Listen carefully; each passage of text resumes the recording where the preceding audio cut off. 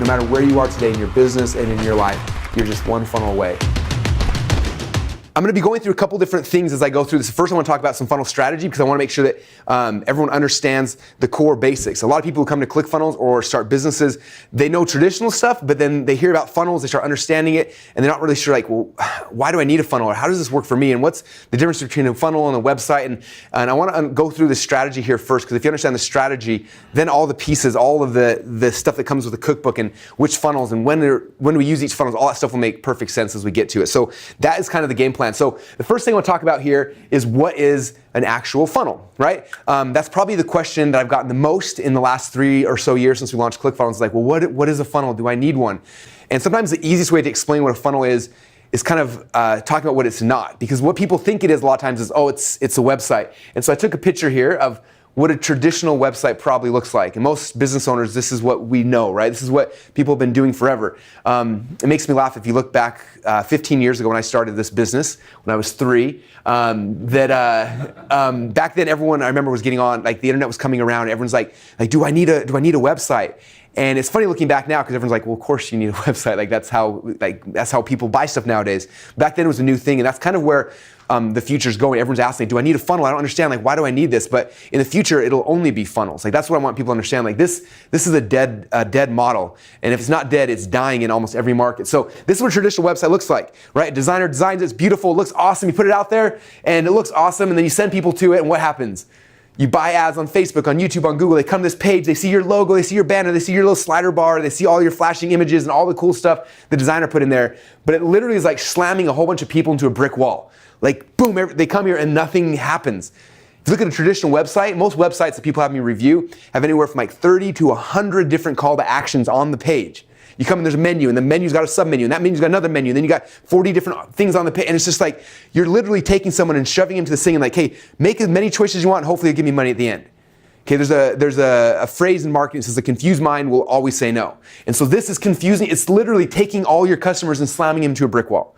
And so that's what people have been doing, and they don't know any better, so that's what they do. And they're like, well, my website, I ask people all the time, like, was your website, like, is it making you money? And they're like, well, I mean, I don't know, it's there, like people see it, and then they call us someday. I'm like, I don't think that's what's happening. People call you, they don't even see this. If they do see this, they're leaving. And so it actually, a lot of times, hurts businesses more than it helps it. So that's kind of what a traditional website is. The sales funnel now is the evolution of that. Like, I almost look at this, if you were to try to build a sales team, right, and you hire a salesperson, and you'd build this beautiful thing that looks awesome, and you'd give them a brochure, and the salesperson would have people walk by, and they'd hand the brochure to him, and then just like, watch the person walk past, and like, hopefully they'll come back. I hope they come back. That'd be awesome.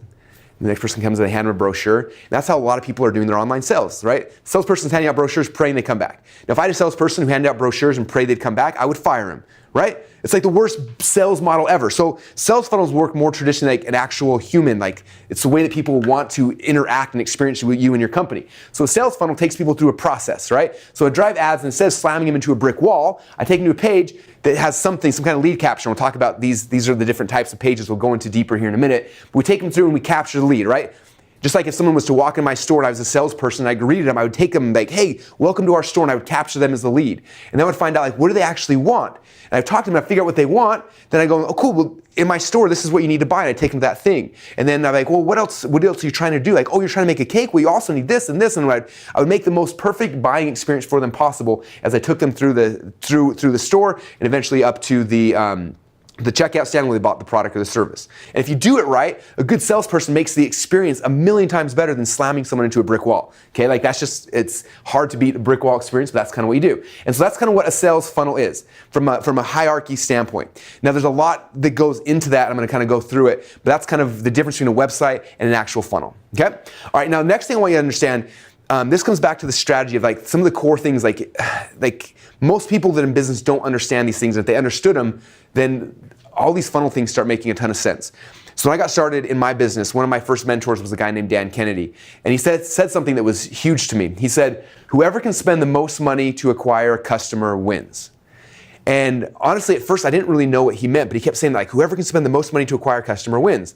And I remember thinking, I'm like, well, I'm in trouble because I don't have that much money. And I'm looking at people I'm competing against, and there's huge companies like Walmart and Amazon and like, all these people have tons of money. I'm like, if that's true, whoever can spend the most money to acquire a customer wins. Like, I'm kind of in trouble because I don't have that much money. Like, I'm going to lose, and this whole business is going to go under. And so it didn't make sense to me at first when he first started telling me this, but he kept saying, I'm like, there's something there, but I don't really get it yet. And so as I started getting into business, started having some successes and some huge failures, it started making sense to me. So this is, for those who've ever heard me talk before, I talk about this a lot, but one of my very first products I ever created was an amazing DVD teaching people how to make potato guns.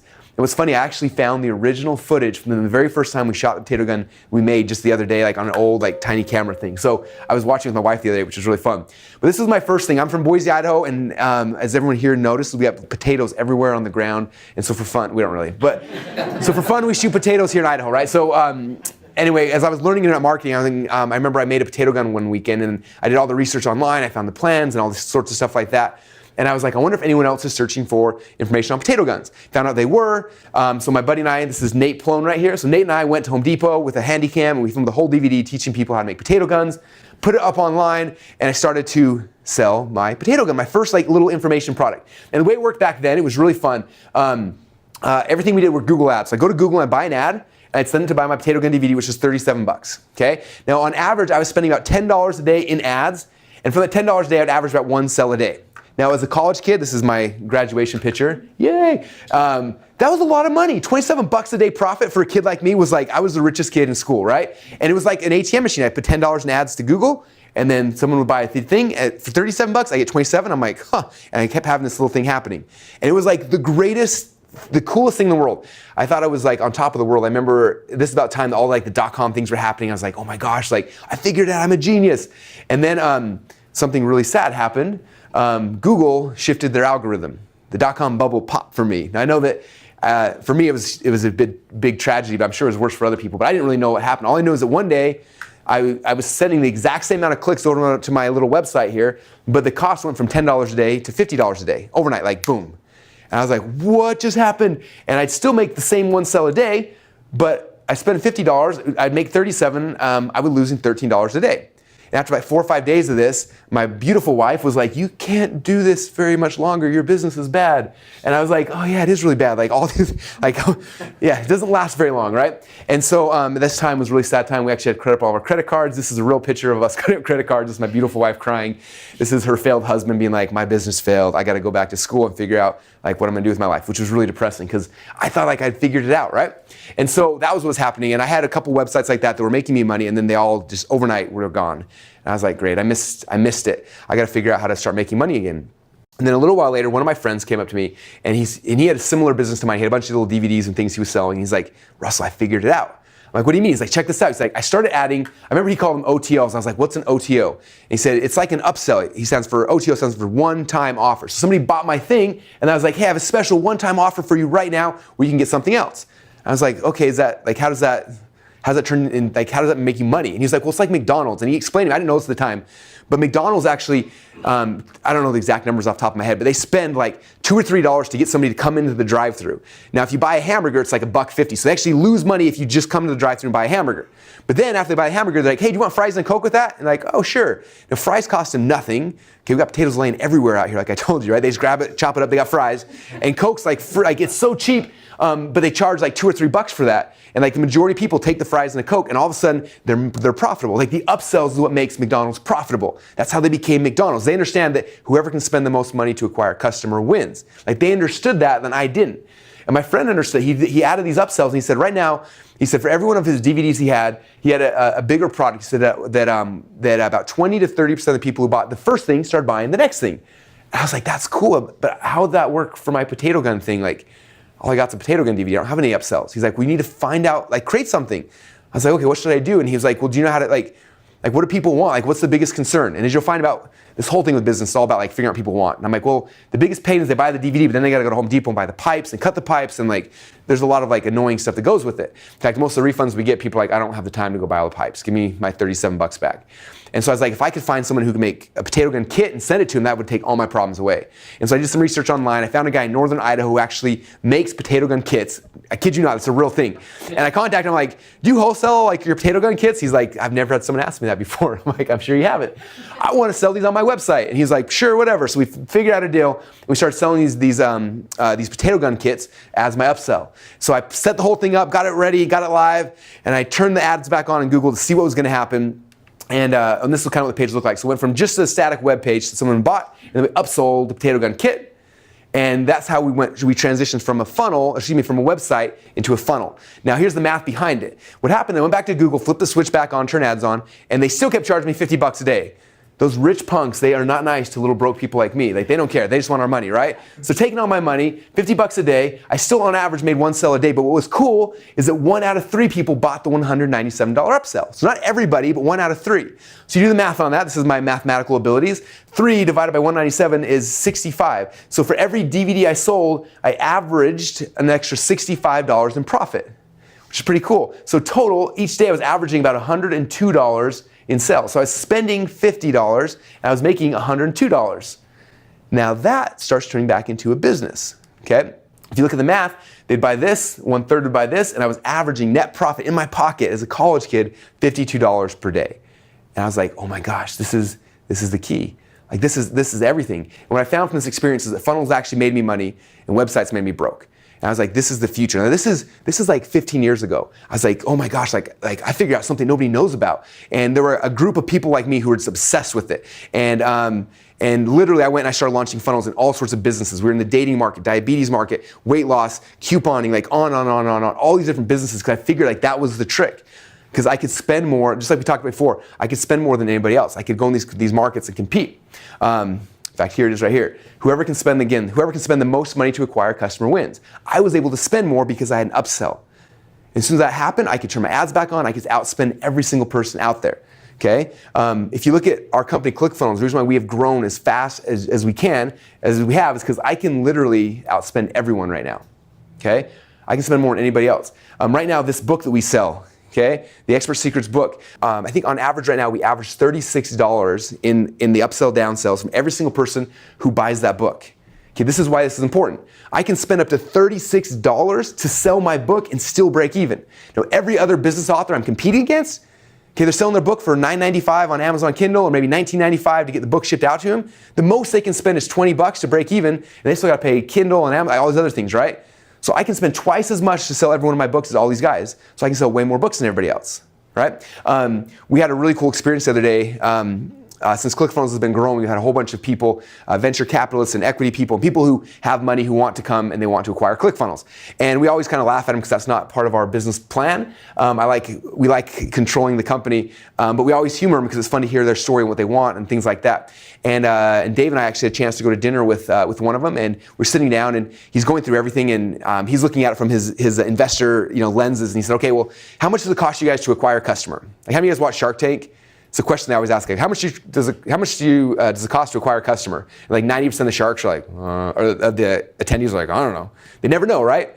And so, but I know that's the number that we look at, how much does it cost to acquire a customer, right? And so we're at this VC meeting, and the guy asked us, like, well, how much does it cost to acquire a customer? We said, well, right now it's costing us like $120 in ads to get somebody to sign up for the free trial on ClickFunnels. And he was like, are you serious? I'm like, yeah. And I'm like, that was really bad. He was like, that's amazing. He's like, so $120 per customer. He's like, if I was to give you $30 million, that means you could grow your customer base from here to here. And he was all excited and like getting like all the numbers, right? And I was like, wait. Just real quick, we turned those ads off. And he was looking at me like, why would you turn those ads off? You're a moron. I'm like, because this is me. Like, I had to pull this money out of my wallet and spend it every single day. I'm not getting you to like finance this whole thing for me for a percentage of my company. Like, I'm paying this money myself. And he's like, well, how are you guys growing so much? He's like, I don't understand. You guys are such a unicorn. They kept calling us a unicorn. I'm like, well, let me explain how this works. And I walked him through and said, what we do is we have these front-end funnels where somebody will buy a book teaching what our software does, and they pay for the book, and then we have these upsells and these downs, so I show them the whole process. I said, for every one of these books, we make, whatever it is, each book's different, $32, $36 we sell the book for, and it costs us anywhere from $5 to $20 on Facebook to sell the book. So let's say we spend $20 to sell a book, we average $32, there's $12 in the middle we get as cash we put in our pocket, and then we introduce that person to ClickFunnels for free. So I said, every single person we introduce to ClickFunnels has actually paid us net $12 in our pocket before we introduce it to him. He's like, wait, that makes no sense. Start over. So I re-explained the whole thing to him again, mapped it all out, drew little boxes and little arrows, and he's like, that doesn't make sense, do it again. So I did it again. After the third time, he looked at me and he said, if what you said is true, if you're really able to do that, he's like, you will change business as we know it. It's like, yeah, that's what we're doing. Like, that's what we're trying to teach all these entrepreneurs. I can show you tens of thousands of entrepreneurs right now, just like you who are watching this video, who came into a market, you have huge competitors you're going against, and you come in and you're thrashing them because of these concepts. Okay, when we started ClickFunnels, we had two big competitors. One of them had taken on over $40 million in funding, one taken on $100 million in funding. That's what I was competing against. Like, we're not going to beat that from a cash standpoint. We are going to beat it from a funnel standpoint.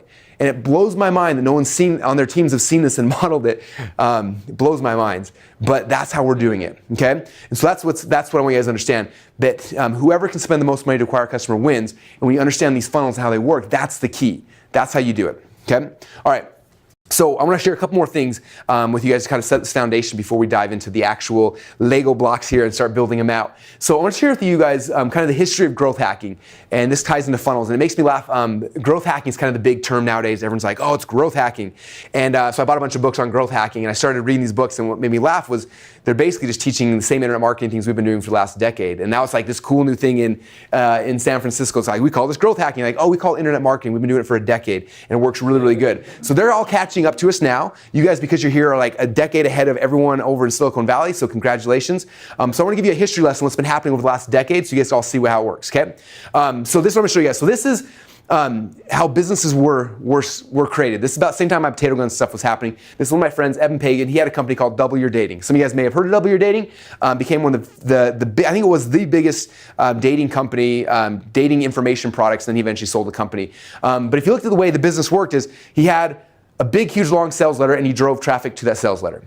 That's how it kind of worked, okay? And his goal was like, he'd buy ads from Google and all different places you could buy ads back then. They'd drive it here, and his goal was try to get 3 to 5% of people to buy this product. If you did that, as long as you're spending less to acquire customers, you'd make money. Like, that's how you launch a business, right? So that was business, 14, 15 years ago when I was getting in this. That's everyone did. You had a sales letter, and you drove traffic to it, and that was it. And then things started happening, people started getting smarter. And I don't know if Eben invented this. I've heard a lot of people claim they invented this. I don't really care. I'm just grateful that whoever did. But they took this thing and said, okay, well, this is good, but man, there's 93, 95, 97% of people who come to this page that just leave. And we spent money to get them there, but we don't get anything from it. And they're like, man, there's got to be a way to figure this out and change things. And so what somebody invented was a thing called a squeeze page. And this is one of the very first squeeze pages ever. Squeeze page, you can call them opt-in page. People have a lot of different names for them. But it's a page where somebody comes here and they give the name and the email address first. And after your email address, then you send them to the page to sell them stuff, right? And the strategy, the thought behind this is that they found from the test, you can come back to 2 or 3% of people were buying from this page originally, right? So they found that for somebody to buy your product on average, I don't know where this study is or how accurate, but I do believe it's true based on everything we've done over the last decade, is it takes someone more than once to see your thing on average before they're willing to pull their credit card out and give you money, right? Do you guys agree with that? Like, do I trust this person? I'm not sure. Let me check it out for a couple days and we'll see. So what this did is someone would come here because they wanted to learn the secrets that most men will never know about women. They're like, what is that? And they get an email address and they get the thing in the email that tells them about it, and they introduce them here and they see the page the first time, but now they have their email address. So now they can start following up with them. So Eben can send an email on day one saying, here's the secret I told you about. Now come over here and check out the product. And they do like, hey, you didn't buy the product yet? Go, this is another reason why you should buy the product. And gave them the ability to follow them 7, 10, 20, 50, 100 times, following up with them to close the sale. Okay? In traditional sales, like good salespeople don't just come in and hand a brochure and let them walk away, right? They get the contact information, they leave, they're calling them back, they're following up, trying to figure out like, why didn't you buy it? Let me see if I can resolve your concerns. And suddenly by adding this one step, creating this funnel, they were able to do that.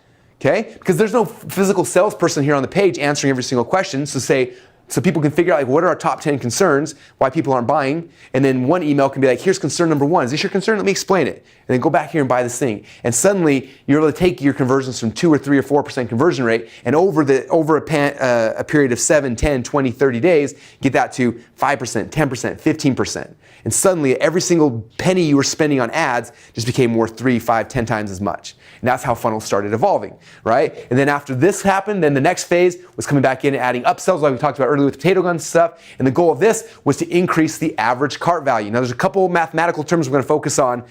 And I'm not a math guy, so there's only like 2, and we'll stop at that. But this is an important one. Average cart value, ACV. I'll explain what this is in a minute, but it's how much money on average you make for every single person who goes through your shopping cart. So someone came here, they gave Evan his email address, they came here, some of them bought the book, and those who bought the book, some of them bought this upsell here.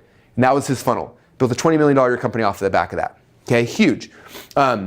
The key here is that the upsell started increasing average cart value. So this is where, over the last decade, this growth hacking, internet marketing kind of came from, is that people taking these things like, well, what happens if I add this? What if I add this? What if I change this?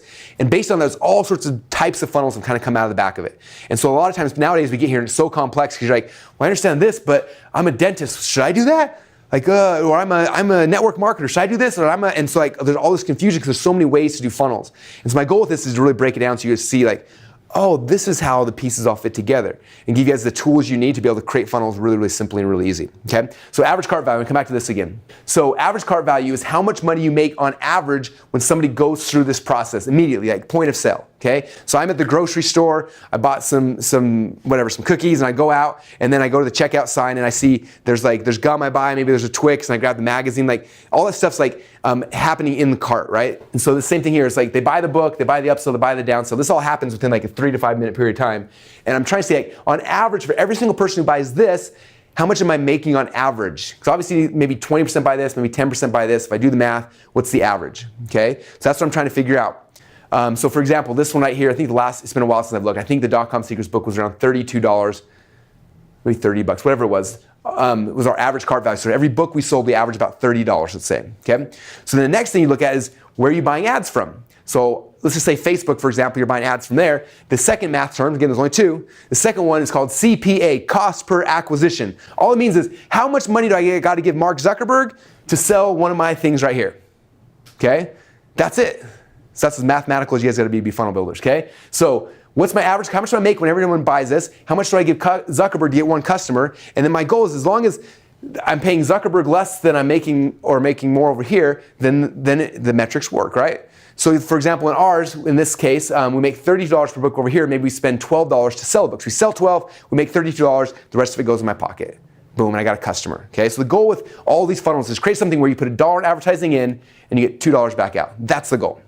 Okay, and if you've done that, then this is how you can outspend everybody else. People always ask me, well, my funnels don't, what should my budget be? I'm like, if you do it right, you don't have a budget. You have an ATM machine.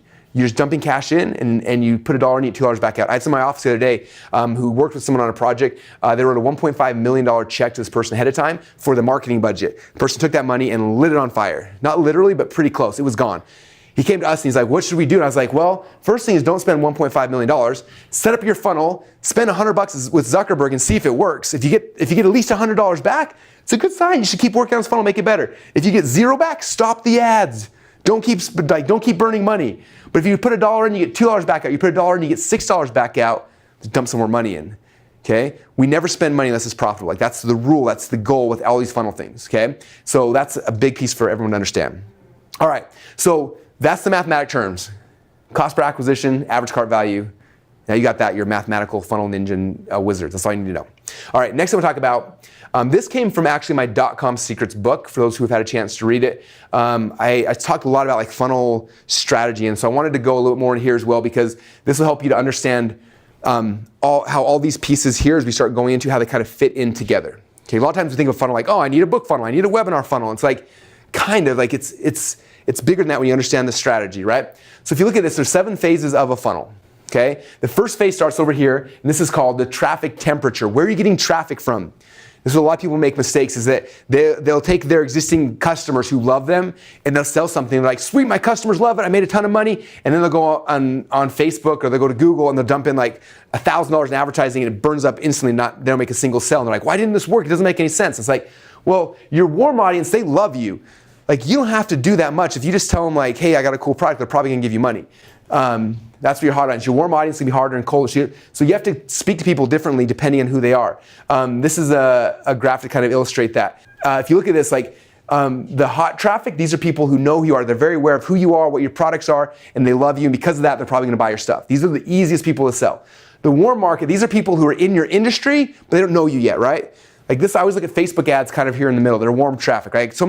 For example, somebody may know Tony Robbins, but they don't know me, but I can buy ads to Tony Robbins people. And so those are warm people, and I'm gonna bring them over to me, right? That's warm traffic. Back here is freezing cold traffic. People have no idea who you are. They're not even in the industry. They don't even know what in the world a funnel is. And if I'm trying to sell to them, it's gonna be really, really hard. So I have to sell these people differently. So depending on where I'm getting my traffic or my people into my funnels, the entrance points to my funnels are gonna be different. Okay, this is one of the big secret ahas. People think I build a funnel and I drive traffic. No, it's you gotta understand as you're building it, like am I building this for like a warm audience who knows who I am, or am I building it for, hot, or for a warm audience or for cold? Okay, so that's the first step here, is understanding the traffic temperature. And I would usually break down like hot temperature, people who are already your customers, are already on your email list, they know who you are. Warm are people who are in your market, but they don't know you yet. So again, usually Facebook ads fall in the warm market. And then cold is like they have no idea that they even want what you want.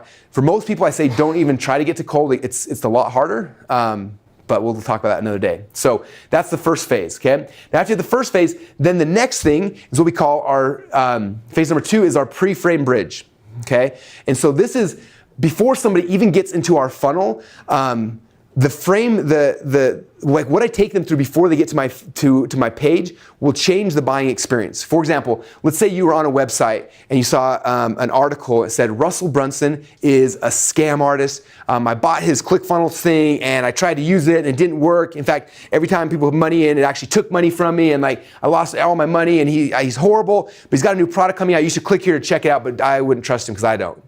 Click here, okay? That's like that's a pre-frame. That's a frame someone went through before they came to my website. The likelihood of that person buying is like 0, right? But if they go to the same page and the page says, hey, I'm a member of Russell Brunson's Inner Circle. I went through all this training. We started with nothing, and after that, we did this, and this is our experience of the most amazing thing in the world. He kept his word. He trains good. He's exciting. Like this literally changed my life. His new program came out. You should check it out. And then they go through this new bridge to my page. What's the likelihood of them buying now? Way different, right? But it's the exact same funnel. The funnel didn't change over here. Like, how come this person's sending traffic, this person, how come it's working for him and not for them? Like that, people don't think about that all the time. They're like, it's just not working. Or I bought ads on Fox News and nobody's buying. Well, it's like, the Fox News, they're super cool. They have no idea who you are. Okay, but your warm list bought it like crazy. So you have to understand that. So because of that, these pre-frame bridges here, we need to understand those and understand like where we're sending people through before they come into our funnel. Okay? For example, with warm traffic, it might just be me sending an email, and that email could be the frame, them coming over to my funnel. Okay? If it's warm audience, I might need to get somebody to endorse me. Maybe, like for example, when we launched the Expert Secrets book, I did a Facebook Live with Tony Robbins. Tony Robbins introduced me to his audience, told me Russell's awesome, you guys should buy his book, and then that went out to his audience, and that bridge then went, and we had like, I don't know, 1.5, 2 million people have seen that video, then come and bought the books. Like tons of books we sold because he created that connection with his audience and with me. Right?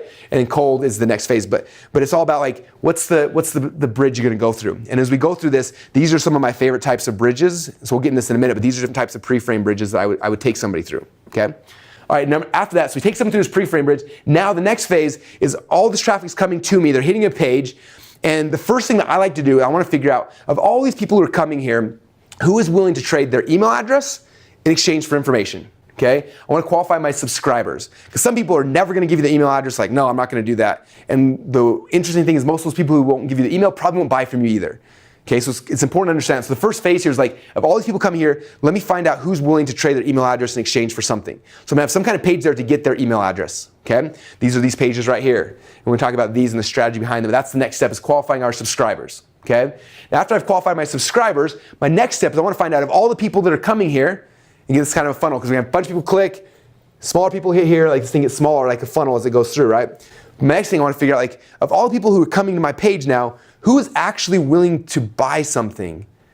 I I want to find out who my buyers are. Dan Kennedy once told me, I can't remember if I read it or if he told me, but he said, you have to understand that someone who buys things continues to buy things. A buyer is a buyer is a buyer. And he started asking me, he's like, what are things that you buy? And I was like, well, I buy a lot of stuff. Like I'm passionate about wrestling. I bought a lot of wrestling stuff. I'm passionate about marketing. I buy a lot of marketing stuff. He's like, you find out like people who are buyers will continue to buy stuff. And I found in my business that people will continue to buy from you until one of two things happen. Number one, you stop selling them stuff, or number two, you offend them. So as long as you treat people really, really good, they will continue to keep buying from you for years. If you treat them bad, it's going to be a very short kind of transactional thing, and it'll be done. But if you treat them good, they keep coming back over and over and over and over again. Okay? We have a $25,000 coaching program that's a 95% renewal rate. 95% of people pay every single month, every single year, because we treat them good, right? And so it's all about that.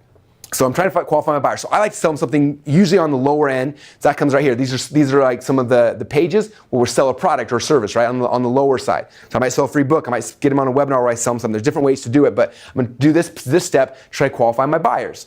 Then after I qualify my buyers, they bought something. The next phase, and this kind of goes into the upsells, is like, well, who's really excited and really likes to buy stuff? How many of you guys are like hyperactive buyers in here? Okay, you're hearing Boise right now with this, so you probably are. Yes, so I definitely am. Like when I get excited about something, I buy a lot of it. Kind of a funny story. I remember this is probably 5 or 6 years ago. We took our entire team to go bowling. I love bowling. It's my third favorite sport. And we're bowling, and I'm doing pretty good. I have my own ball, my own everything, having fun with it. And then, but one of the guys that works for me, he beat me at the end. And like, he was relentless because he knew how much I love bowling, so he made fun of me for a long time. And I was just like, ugh, but I'm trying to be all cool about it, but I was mad, I was in pain. So that night I went home and I started Googling stuff, and I was like, I need to get out of this pain, and I became a hyperactive buyer. So I went to the first person site, I was trying to buy something, and they didn't have anything to buy. I'm like, oh, like sell me something. I went to something else, and finally I found this place, and I ended up buying a bowling book. I ended up buying like a new wrist guard. I bought a new ball. I bought new shoes. I bought all sorts of bowling stuff because I was a hyperactive buyer. I was a buyer in heat. I wanted something. I wanted to solve this problem. I was buying everything I could.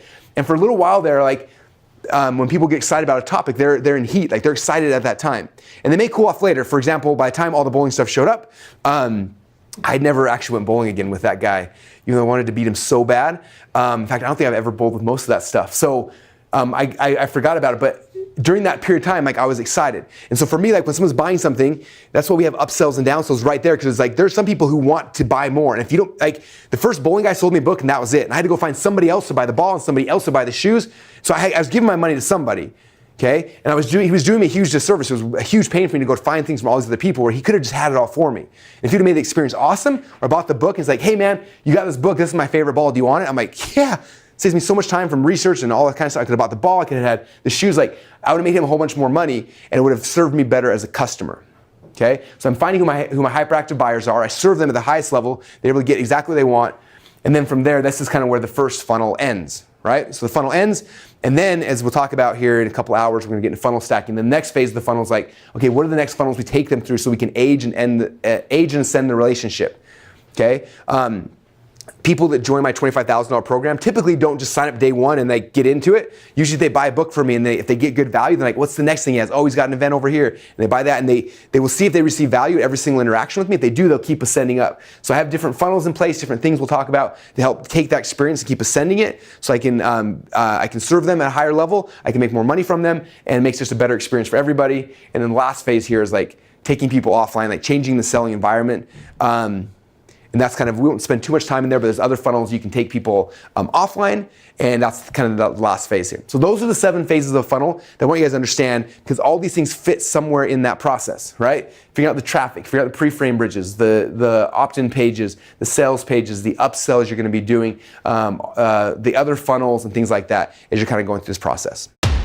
No matter where you are today in your business and in your life, you're just one funnel away